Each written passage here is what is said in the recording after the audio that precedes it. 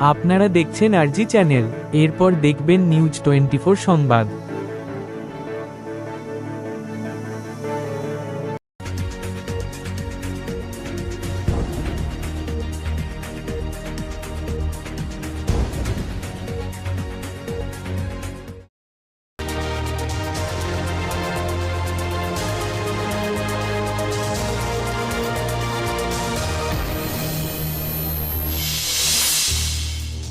হামের উপসর্গ নিয়ে ঝরল আরও 4 প্রাণ। সংক্রমণ রোধে কাল থেকে 30 উপজেলায় জরুরি টিকাদান শুরু।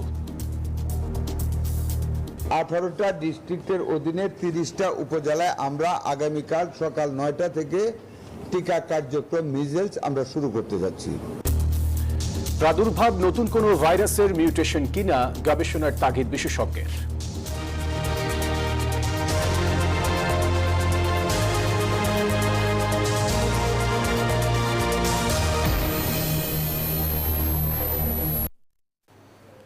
জানাচ্ছিলাম প্রধান শিরোনাম, এবারে জানাবো অন্যান্য শিরোনাম। কেরানীগঞ্জে গ্যাস লাইটার কারখানায় আগুন, 5 মরদেহ উদ্ধার, একজনের অবস্থা সংকটাপন্ন, কারণ অনুসন্ধানে ফায়ার সার্ভিস। বিনিয়োগে বাধা কোথায়, ব্যবসায়ীদের কাছে শুনলেন প্রধানমন্ত্রী। চলমান সংকট অর্থনীতিতে চাপ সৃষ্টি করছে, মন্তব্য অর্থমন্ত্রীর। জুলাই সনদ বাস্তবায়নের দাবিতে রাজপথে 11 দলের বিক্ষোভ, গণরায় উপেক্ষা করে বিএনপি ফ্যাসিবাদের পথে হাঁটছে, ক্ষোভ নেতাদের। পাম্পে তেলের জন্য আজও দীর্ঘ লাইন, অবৈধ মজুদ রোধে অভিযান, পাচারকারীদের প্রয়োজনে মৃত্যুদণ্ড, বলছেন আইনমন্ত্রী। নিখোঁজ পাইলটকে খুঁজছে যুক্তরাষ্ট্র, সন্ধান দিতে পুরস্কার ঘোষণা ইরানের। তেহরানের পেট্রোকেমিক্যাল ও পারমাণবিক স্থাপনায় হামলা। এবং ভারতকে হারিয়ে দেশে ফিরেছে সাফ জয়ী অনূর্ধ্ব 20 দল।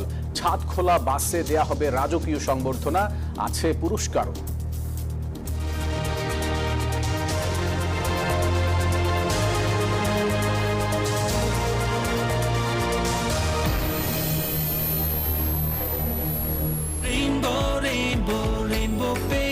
Rainbow Paints, the color of joy.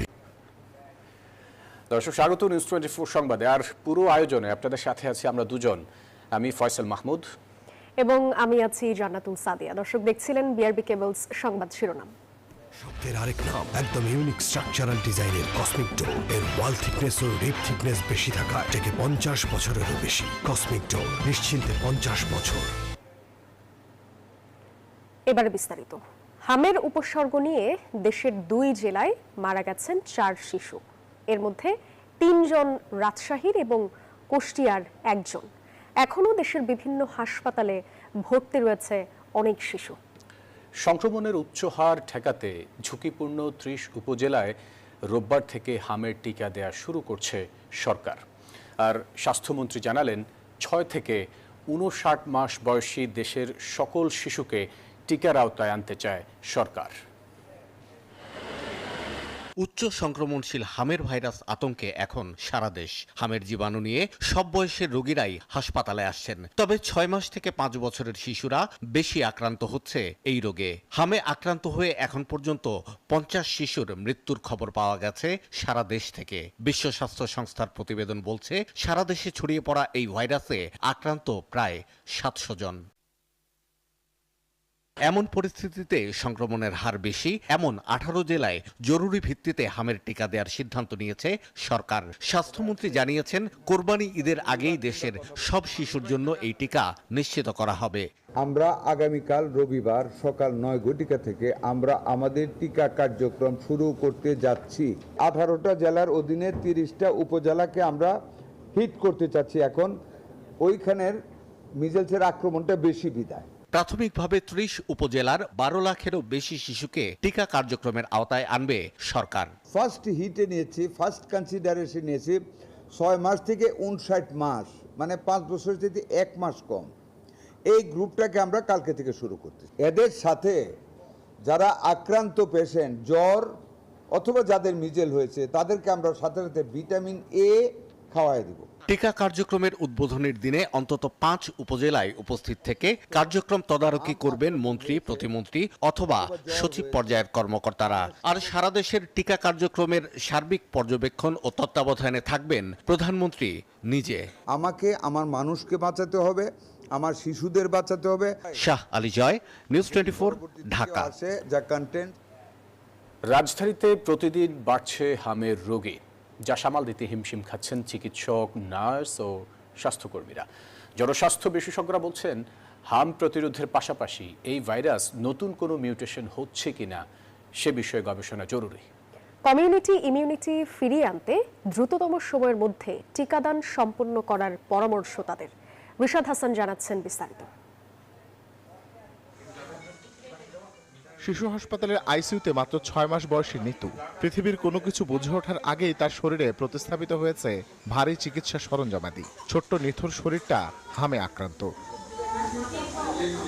রোগীর চাপে হাসপাতালে হাম ওয়ার্ডে জায়গা নেই, তাই হচ্ছে না নতুন করে ভর্তি। আশপাশের হাসপাতালগুলোর অবস্থাও প্রায় একই।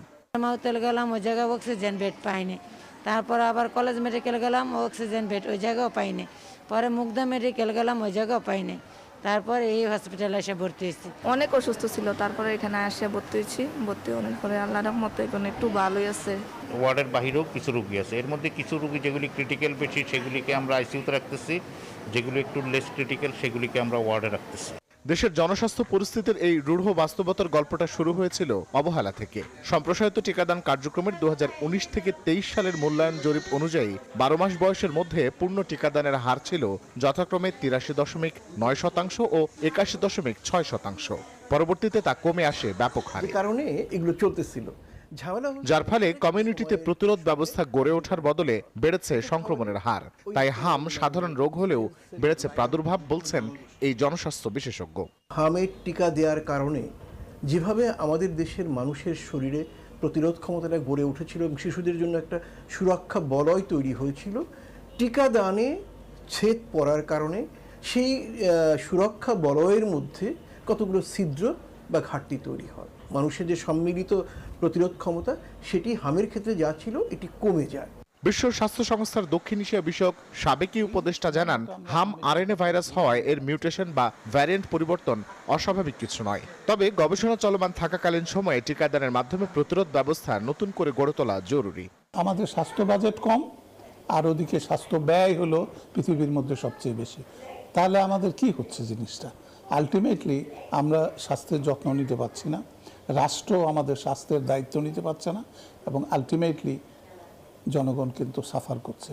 যদিও বিশ্ব স্বাস্থ্য সংস্থার সাথে 2026 সালের মধ্যে হাম ও রুবেলা মুক্ত বাংলাদেশ গড়ার লক্ষ্যমাত্রা ছিল, অর্থাৎ এই 12 মাসে হামের সংক্রমণ থাকবে শূন্যের কোটায়। তবে সাম্প্রতিক পরিস্থিতিতে হামের প্রাদুর্ভাব সেই লক্ষ্যমাত্রা থেকে বাংলাদেশকে বেশ দূরে নিয়ে গেছে বলে মনে করছেন বিশেষজ্ঞরা। রিশাদ হাসান, নিউজ 24, ঢাকা। এত আনন্দ কিসের?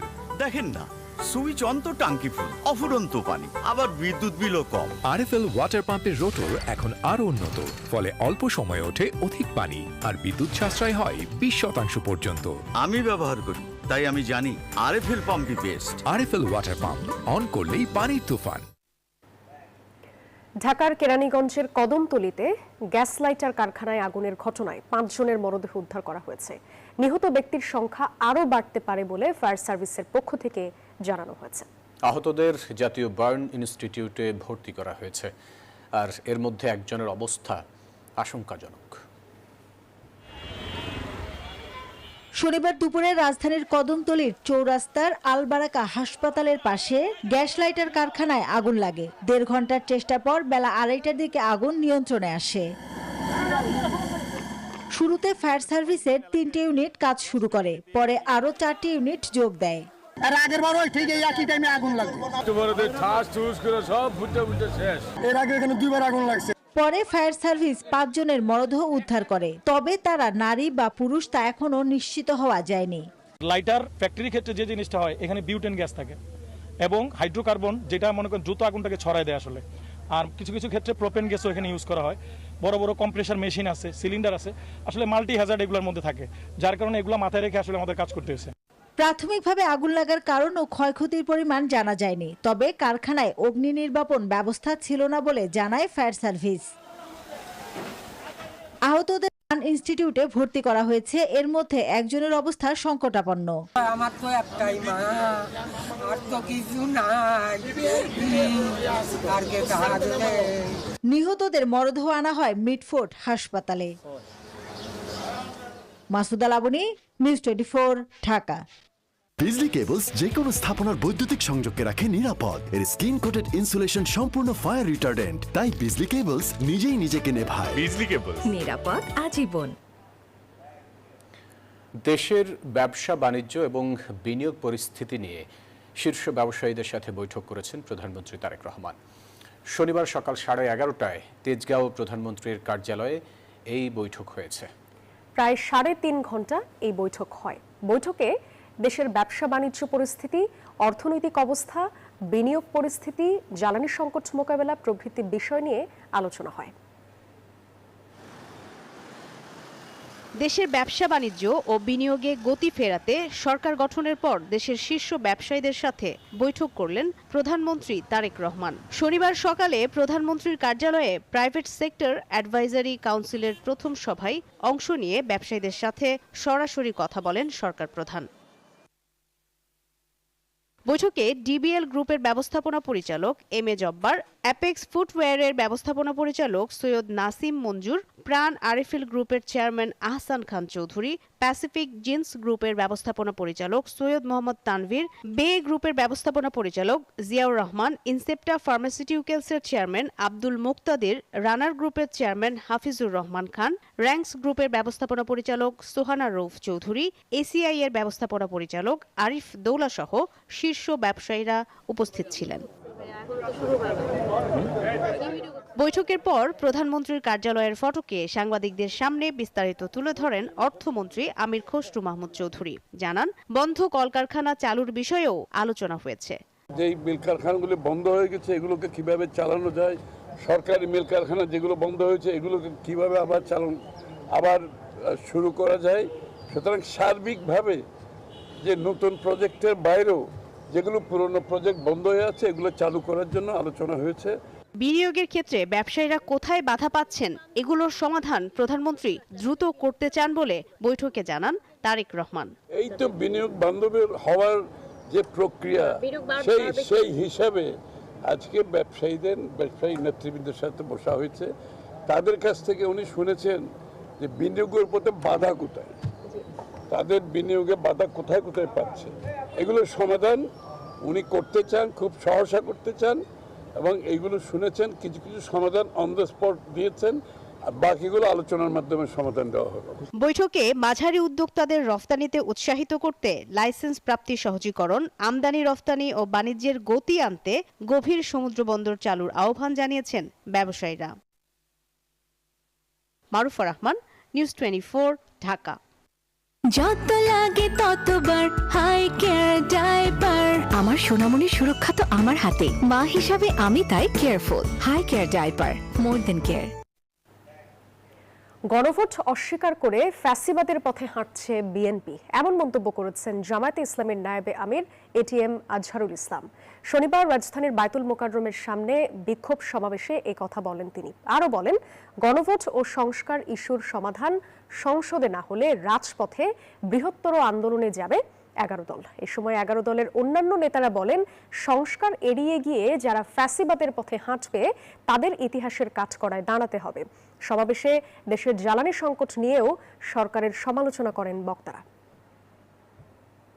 গণভোট অস্বীকার করা মানে শুধু 70% মানুষের রায় অস্বীকার করা নয়, 70% রায় অস্বীকার করার মধ্য দিয়ে আবার তারা আওয়ামী লীগের সেই ফেসিবাদী কায়দায় এক ব্যক্তির কাছে সমস্ত ক্ষমতা দিতে চায়। জনগণ গণভোটের মধ্য দিয়ে বাংলাদেশের রাষ্ট্র কাঠামোতে যে পরিবর্তন চেয়েছে, আজকে 2/3 ক্ষমতার জোরে তারা সেটাকে অমান্য করার পায়তারা করছে। বিগত অন্তর্বর্তী সরকারের অর্জন ধরে রাখতে হলে সাবেক প্রধান উপদেষ্টা ডক্টর মোহাম্মদ ইউনূস সহ সব উপদেষ্টাদের মাঠে নামতে হবে। এমন মন্তব্য করেছেন এনসিপির আহ্বায়ক নাহিদ ইসলাম। শনিবার ওমরা পালন শেষে দেশে ফিরে বিমানবন্দরে সাংবাদিকদের সঙ্গে আলাপকালে তিনি এই কথা বলেন। যে অর্থনৈতিক মন্দা আসতেছে, সেই জায়গায় সরকারের উপর যদি ন্যূনতম আস্থা জনগণের না থাকে, বিরোধী দলগুলো না থাকে, এই সরকার এই বিএনপি সরকার পরিচালনা করতে পারবে না। কারণ সামনে ব্যাপক অর্থনৈতিক টালমাটাল পরিস্থিতি বাংলাদেশের জন্য আসতেছে, আন্তর্জাতিকভাবে যুদ্ধ পরিস্থিতি চলতেছে। সেই জায়গায় রাজনৈতিক দলগুলোর ঐক্য প্রয়োজন ছিল, জনগণ তাহলে একটা আস্থার জায়গা পেত। রাজধানী সহ দেশের বিভিন্ন এলাকায় জ্বালানি তেলের সংকট এখনো পুরোপুরি কাটেনি। পেট্রোল পাম্পগুলোতে দেখা যাচ্ছে যানবাহনের দীর্ঘ সারি। পাম্পগুলোতে ঘন্টার পর ঘন্টা অপেক্ষা করেও চালকরা পাচ্ছেন না কাঙ্ক্ষিত তেল। এতে চরম ভোগান্তিতে পড়েছেন সাধারণ মানুষ ও পরিবহন চালকরা। সকাল থেকে রাজধানীর বিভিন্ন পেট্রোল পাম্পে দেখা যায় যানবাহনের দীর্ঘ সারি। পরিস্থিতি স্বাভাবিক রাখতে এবং পাম্পগুলোতে যে কোনো ধরনের অনিয়ম ঠেকাতে কাজ করছেন ট্যাগ অফিসার।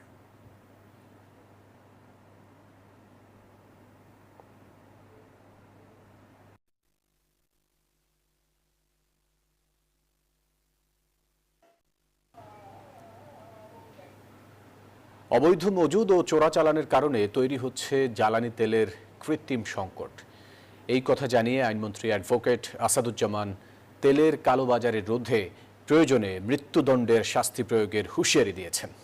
আর চিফ হুইপ নুরুল ইসলাম মনি মন্তব্য করেছেন, দ্বিগুণ মজুদ থাকা সত্ত্বেও জ্বালানি তেল চোরাচালান ও বাড়তি সংগ্রহের বাজার স্বাভাবিক রাখতে হিমশিম খাচ্ছে সরকার। এদিকে দেশের জ্বালানি তেলের বাজারে অস্থিরতা তৈরির পেছনে রাজনৈতিক দুরভিসন্ধি থাকতে পারে বলে মনে করছেন বিশেষজ্ঞরা। থরে থরে সাজিয়ে রাখা ডিজেল ভর্তি এসব ব্যারেল পতেঙ্গার বহির্নোঙর এলাকায় বিশেষ অভিযান চালিয়ে জব্দ করে কোস্টগার্ড। মিয়ানমারের উদ্দেশ্যে পাচারকালে একটি বোটে তল্লাশি চালিয়ে এ সময় ৬,০০০ লিটার ডিজেল উদ্ধার করা হয়। আটক করা হয় ৮ রোহিঙ্গা সহ ১২ জন পাচারকারীকে। একই দিন পঞ্চগড়ের তেতুলিয়ায় বিজিবি জব্দ করে ২ গ্যালন ডিজেল। চাহিদার তুলনায় দ্বিগুণ তেল দেশে মজুদ থাকার পরও কেবল চোরাচালান ও আতঙ্কিত হয়ে মানুষ প্রয়োজনের তুলনায় বেশি তেল সংগ্রহ করার কারণে জ্বালানি তেলের বাজারে অস্থিরতা শুরু হয়েছে বলে দাবি করেন চিফ হুইপ। যে পরিমাণ ফুয়েল বাংলাদেশে নর্মাল টাইমে দরকার, তার দ্বিগুণ ফুয়েল দিয়েও আমরা কিন্তু এখন সামাল দিতে পারছি না। একই লোক একটা মোটরসাইকেল গিয়ে ৩বার বা ৪বার ফুয়েল নেয় প্রতিদিনে। তার একটা মেজার বের করার চেষ্টা করছি, এই ফুয়েলটা যায় যে কোনো একটা পাশের দেশে যায় স্মাগলিং হয়ে। মধ্যপ্রাচ্যে চলমান যুদ্ধ পরিস্থিতির এমন সময়ে দেশের সীমান্তবর্তী এলাকায় জ্বালানি তেলের চোরাচালান বেড়ে যাওয়া উদ্বেগজনক। দেশে জ্বালানি তেলের কৃত্রিম সংকট তৈরি করতে এমন পরিবেশ তৈরির অপচেষ্টা চলছে বলে মনে করেন আইনমন্ত্রী। কালোবাজারি এবং মজুতদারির বিরুদ্ধে সেকশন 25-এর যে শাস্তির বিধান করা হয়েছে, প্রয়োজন বোধে সেই শাস্তি আমরা প্রয়োগ করব। তার সর্বোচ্চ শাস্তি মৃত্যুদণ্ড। এদিকে পর্যাপ্ত মজুদ থাকার পরও জ্বালানি তেলের সংকটের পেছনে সরকার বিরোধী গোষ্ঠীর রাজনৈতিক দুরভিসন্ধি থাকতে পারে বলে মনে করেন রাজনৈতিক বিশ্লেষকরা। একটা গোষ্ঠী সবসময় চাইবে যে সরকারকে অস্থিরতায় ফেলতে পারে, কিন্তু দায়িত্বটা সরকারের। এবং আরো একটি বিষয় গুরুত্বপূর্ণ, যে পাম্পগুলোকে মনিটরিং করা, যে পতিত গোষ্ঠী যারা অস্থিরতা সৃষ্টি করতে চায় তাদের হয়ে কাজ করছে কিনা সে বিষয়টাও খতিয়ে দেখাও কিন্তু খুব গুরুত্বপূর্ণ। দেশীয় বাজারে জ্বালানি তেলের কৃত্রিম সংকট তৈরির সাথে জড়িতদের চিহ্নিত করার পাশাপাশি দ্রুত ব্যবস্থা নেওয়ার তাগিদ দিয়েছেন তারা। বদরুল আলম শাওন, নিউজ 24, ঢাকা। বিএনপির স্থায়ী কমিটির বৈঠক আজ। ত্রয়োদশ জাতীয় সংসদ নির্বাচনের পর প্রথমবারের মতো সর্বোচ্চ নীতি নির্ধারণী ফোরামের এই বৈঠক ডেকেছে দলটি। গুলশানে দলীয় প্রধানের রাজনৈতিক কার্যালয়ে এই বৈঠক অনুষ্ঠিত হতে যাচ্ছে রাত 8:30টায়। সভাপতিত্ব করবেন বিএনপি চেয়ারম্যান ও প্রধানমন্ত্রী তারেক রহমান। সবশেষ নির্বাচনের আগে গত 9 জানুয়ারি দলটির স্থায়ী কমিটির বৈঠক হয়েছিল। এবারের বৈঠকে দল ও অঙ্গ সহযোগী সংগঠনের পুনর্গঠন নিয়ে আলোচনা হতে পারে। এছাড়া সংরক্ষিত নারী সংসদ সদস্য নির্বাচন প্রক্রিয়া, সর্বশেষ রাজনৈতিক ও বৈশ্বিক পরিস্থিতি নিয়েও আলোচনা হওয়ার কথা রয়েছে।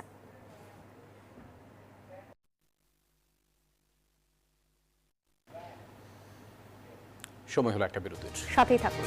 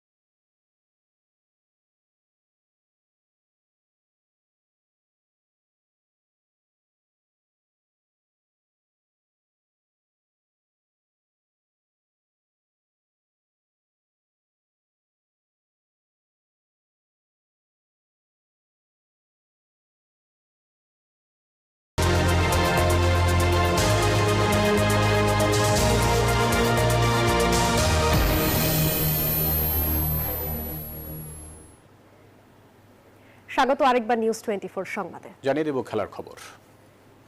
দর্শক, দেশে ফিরছে সাফ জয়ী অনূর্ধ্ব 20 পুরুষ দল। বিমানবন্দরে রয়েছেন সহকর্মী আবরার আল দায়ান এবং এছাড়াও আমাদের সঙ্গে আরো একজন সহকর্মী রয়েছেন শিহাব জাহিদ। তিনি আছেন হাতিরঝিলে, কারণ সেখানেও ফুটবলারদের বরণে আসলে সংবর্ধনা দেওয়া হবে। আমরা একটু সরাসরি চলে যেতে চাই সহকর্মীদের কাছে। শুরুতে একটু আবরার আল দায়ান, আপনার কাছেই যাব। দায়ান, সাফ জয়ী বাংলাদেশ অনূর্ধ্ব 20 দল দেশে ফিরছে, কি কি আয়োজন থাকছে একটু জানাবেন।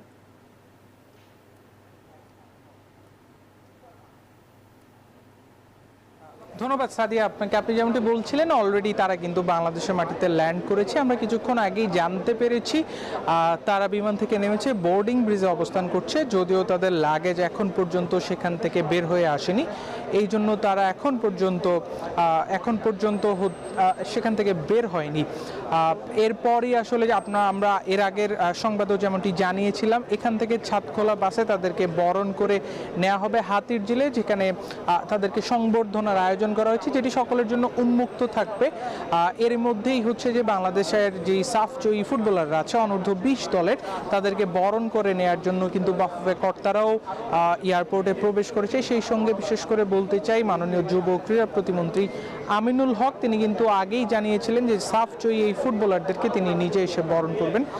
সেই সঙ্গে তিনিও কিন্তু হচ্ছে যে এয়ারপোর্টে প্রবেশ করেছেন ফুটবলারদের বরণ করে নেওয়ার জন্য। বলা যাচ্ছে যে একটা চমৎকার একটা আয়োজনের মাধ্যমে সাফ জয়ী এই ফুটবলারদেরকে বরণ করে নেওয়ার যে ধরনের প্রস্তুতি বাফুফে থেকে নেওয়া হয়েছে এবং যুব ক্রীড়া মন্ত্রণালয় থেকে নেওয়া হয়েছে, প্রায় সব কিছুই সম্পন্ন হয়ে গেছে। এখন শুধুমাত্র ফুটবলারদের অপেক্ষায় রয়েছে সবাই, সংবাদকর্মীরাও এখানে। আমরা বিকেল 5টারও আগে থেকে অপেক্ষা করছি, সময় সময় সংবাদগুলি আপনাদেরকে জানানোর চেষ্টা করছি যে কখন তারা কোথায় কিভাবে তাদেরকে সংবর্ধনা দেওয়া হবে, বাসের অবস্থান সবকিছুই আমরা জানাচ্ছিলাম। আমার কাছে এয়ারপোর্ট থেকে এই ছিল সবশেষ সাদিয়া।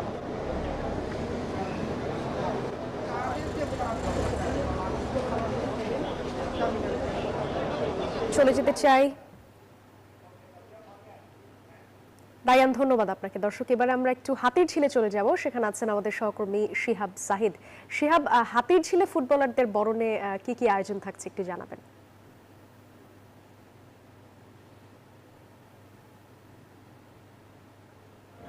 দেখুন, এয়ারপোর্ট থেকে যখন ফুটবলাররা এই এমপি থিয়েটারে আসবেন, তখন কিন্তু তাদেরকে বরণ করার জন্য এখানে যথেষ্ট প্রস্তুতি রয়েছে এবং এখানে যে ফুটবল ফেডারেশন রয়েছে, ফুটবল ফেডারেশনের পাশাপাশি সরকারের পক্ষ থেকেও কিন্তু তাদেরকে বরণ করে নেওয়ার জন্য নানান ব্যবস্থা রাখা হয়েছে। এবং দেখতেই পাচ্ছেন আমার ঠিক পেছনে যেই স্টেজটি করা হয়েছে, সেটি কিন্তু এই যে সাফ জয়ী যেই যুবারা আসবেন তাদের জন্যই প্রস্তুত করা হয়েছে এবং এখানে জমকালো পরিস্থিতি রাখা হয়েছে তাদের জন্য, যেন তারা এখানে আসার পরে একটি অন্যরকম অনুভূতি পান, যে পুরো দেশ তাদের দিকে যেন তাকিয়ে আছে, সেটি যেন তারা আসলে বুঝতে পারেন। এবং এয়ারপোর্ট থেকে কিন্তু আজকে তারা যখন নামবেন, তা নামার পরে কিন্তু তাদেরকে ছাদখোলা বাসে আসলে সংবর্ধনা দেওয়া হবে। সেই সংবর্ধনার সাথে কিন্তু তারা সারা ঢাকা শহরের বিভিন্ন রাস্তায় তারা কিন্তু প্রদক্ষিণ করে এই হাতিরঝিলের যেই এমপি থিয়েটারটি রয়েছে এখানে আসবেন এবং এখান থেকে তাদেরকে পরবর্তী যেই সংবর্ধনার ব্যবস্থা রাখা হয়েছে সেটি সম্পন্ন করা হবে। এবং এটি কিন্তু ফুটবল ফেডারেশন থেকে শুরু করে সরকারের যেই পক্ষ রয়েছেন এবং যে প্রতিমন্ত্রী রয়েছেন যিনি আমিনুল হক, তিনিও কিন্তু এখানে উপস্থিত থাকবেন। সেই সাথে ফুটবল ফেডারেশনের যারা কর্তারা রয়েছেন তারাও এখানে উপস্থিত থাকবেন। এবং আমরা আপনাদেরকে দেখাতে পাচ্ছি যে আসলে স্টেজটি কিন্তু তার জন্য খুব সুন্দর করে একটি সাজানো হয়েছে এবং এই যে স্টেজটি রয়েছে, স্টেজের সামনে ঠিক যেই গ্যালারিটি রয়েছে, সেই গ্যালারিতে কিন্তু এই ভক্ত যারা রয়েছেন এবং সাধারণ যে মানুষ রয়েছেন তারা এখানে বসবেন এবং তাদেরকে সেই বসার জন্যই কিন্তু জায়গাটি প্রস্তুত করে দেওয়া হয়েছে। এবং যদিও এখন পর্যন্ত যেহেতু খেলোয়াড়রা এখানে আসেননি এবং তারা যেহেতু পৌঁছাননি, এখন পর্যন্ত কিন্তু সেভাবে মানুষের উপস্থিতি এখানে কম, তবে এখানে যারা সংবাদকর্মী রয়েছেন তারা কিন্তু তাদের জন্যই অপেক্ষায় আছেন যে তারা কখন আসবেন এবং তারা আসার পরে পরবর্তী যেই প্রস্তুতি রয়েছে, তাদেরকে বরণ করে নেওয়ার যেই বিষয়গুলো রয়েছে সেগুলো তারা আসলে দেখবেন। আরেকটি বিষয় জানিয়ে রাখতে চাই, এটি কিন্তু বাংলাদেশ যেই অনূর্ধ্ব সাফ দল ফুটবল দলের যে একটি বিরল অর্জন, এটি দ্বিতীয়বার অর্জন করেছে এই সাফ বাংলাদেশ ফুটবল দল এবং সেটি কিন্তু বাংলাদেশের একটি বড় ধরনের অর্জন বলা যায় আসলে। আরেকটি বিষয় যদি বলি সেটি কিন্তু এই যে বাংলাদেশ আজকে যেই ম্যাচটি গতকাল জয় পেয়েছে এবং সেই ম্যাচটি কিন্তু একটি টান উত্তেজনাময় ম্যাচ ছিল এবং সেখানে 90 মিনিটে কিন্তু কেউই গোল করতে পারেননি, ভারত এবং বাংলাদেশ কেউই আসলে গোল করতে পারেননি। কিন্তু তবে ট্রাই ব্রেকারে শেষমেশ কিন্তু কপালটি আসলে বাংলাদেশেরই ভাগ্য ছিল এবং এটি বাংলাদেশের অর্জন ছিল বড় ধরনের, 3-4 গোলে তারা জয় পেয়েছেন। এবং সেই জয়ের প্রেক্ষিতে কিন্তু আপনারা জানেন যে আসলে ভারতের সঙ্গে বাংলাদেশের যেই কোনো সেগমেন্টে জয় মানেই হচ্ছে একটি বাড়তি উন্মাদনা এবং সেটি কিন্তু এই সাফ অনূর্ধ্ব 19 ফুটবল দলের ক্ষেত্রেও হয়েছে এবং আমরা দেখেছি যে তারা যেই জয়ের পরেই কিন্তু বাংলাদেশের যে প্রধানমন্ত্রী তারেক রহমান তিনিও কিন্তু তাদেরকে এই ফুটবলারদেরকে আসলে অভিনন্দন জানিয়েছেন, বলেছেন যে এই যারা আজকের এই বিজয় এনে দিয়েছেন এবং এই জয়টি যেন অব্যাহত থাকে সেই বিষয়টা যেন তাদেরকে ইনশিওর করা হয়। এবং আরেকটি বিষয় বলে রাখতে চাই যেটি হচ্ছে আজকের যেই যারা এই বিজয় অর্জন করেছেন, এই যে সাফ অনূর্ধ্ব যুবারা যারা রয়েছেন তারা ফুটবল ফেডারেশন থেকে শুরু করে এই সংশ্লিষ্ট যারা রয়েছেন তারা কিন্তু বলছেন যে আসলে এই যে যুবা যারা ভালো খেলে এই অর্জনটি এনেছেন তারা যেন সামনে বাংলাদেশ জাতীয় দলে খেলতে পারেন এবং তাদের এই অর্জন, তাদের যেই এখনকার যেই পারফরমেন্স সেটি যেন অব্যাহত থাকে, সেই বিষয়টি যেন ফুটবল ফেডারেশন সহ সবাই টেক কেয়ার করেন, সেই বিষয়টি কিন্তু বারবার জোর দেওয়া হচ্ছে। আর এখানে এই বাংলাদেশের মানুষ আসলে খেলাপ্রেমী মানুষ কিন্তু সবসময় চায় যে বাংলাদেশের যে কোনো ছোটোখাটো অর্জনকেও তারা সেইভাবে বড়ভাবে আসলে উদযাপন করতে চায়। সেই জায়গাটি থেকেই কিন্তু বাংলাদেশ এই অনূর্ধ্ব 20 দলের যেই ফুটবলের যে একটি বড় অর্জন সেটি কিন্তু তারা উদযাপন করতে চাচ্ছেন এবং আমরা জানি যে কিছুক্ষণ পরেই হয়তো যখন এই খেলোয়াড়রা আসবেন বা এয়ারপোর্ট থেকে যখন তাদেরকে রিসিভ। শিহাব জায়েদ, ধন্যবাদ আপনাকে। দায়ান, আপনাকেও ধন্যবাদ আমাদের সাথে যুক্ত হবার জন্য। সাদিয়া এর সাথে শেষ করতে হচ্ছে সংবাদ। ধন্যবাদ সবাইকে।